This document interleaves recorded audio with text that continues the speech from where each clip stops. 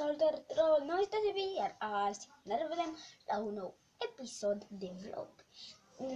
Dacă n-ați intrat pe Facebook, dacă intrați pe pagina mea sau chiar pe Facebook, puteți să vedeți niște poze de la Dino Park în care am fost. A fost o experiență foarte, foarte șmecheră și un dinozaur scotea sunete de el. Blea, blea, blea. Ciudat dinozaur. Și stătea în aer. Nu știu cum se numește. Dacă știți voi, uitați-vă în poza aia în care stă ceva așa cu mâinile în aer. Așa. Ziceți-mi voi cum se numește. Dacă știți. Bun.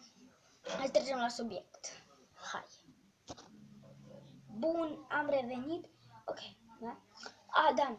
Pentru episodul următor, lăsați-mi în comentarii. Dar nu de astea, să mă arunc de pe balcon, nu de astea. Bun, fiți atenți, de astea cu mâncare, să mănânc ceva, să bem. Ok, fiți atenți.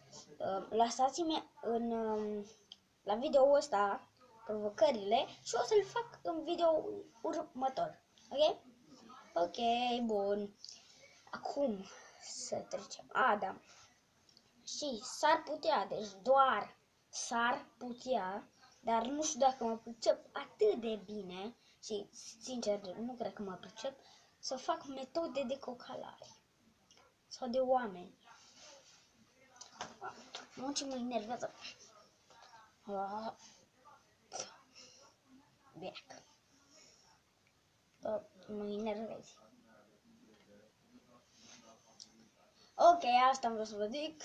La revedere!